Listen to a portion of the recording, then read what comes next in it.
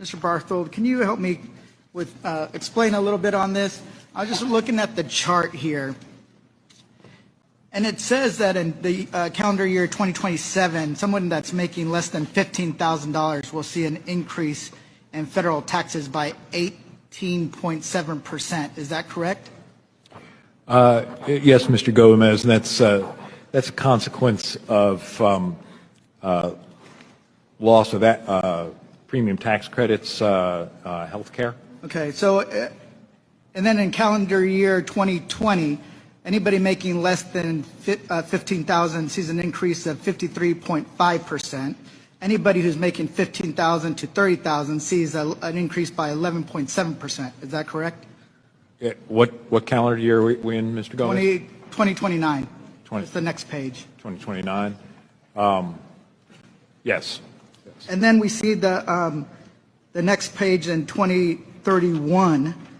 Anyone making less than 15,000 sees that. Check this out. I thought this was a mistake. I thought I was not reading this correctly. An increase in their taxes of 74.3%. And from 15,000 to 30,000 of 20.6%. Is that correct? Or is that, did you guys make a mistake, or is that like? No mistake in the numbers, but an important thing to remember is in lower brackets, it's actually hard to measure the denominator because there are some taxpayers that are getting refundable tax credits, for example, and so there's some with negative tax rates, and so you're adding up some with negative tax rates and positive tax rates, so it's like dividing a modest change over by zero. Well, here's the thing. This is what your own tax brackets suggest.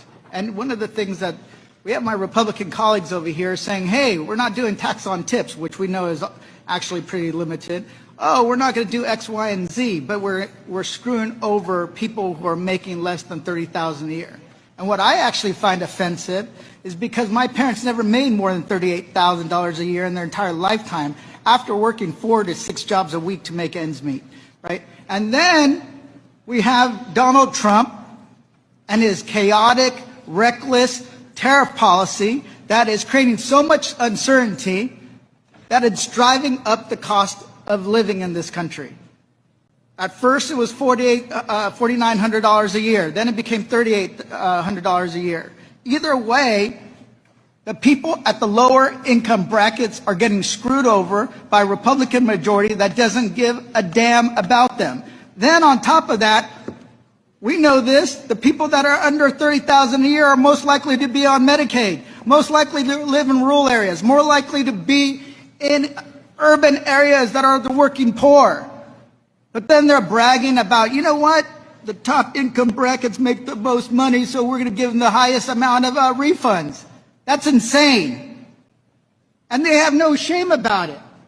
You have no shame when it comes to hurting working men and women in this country.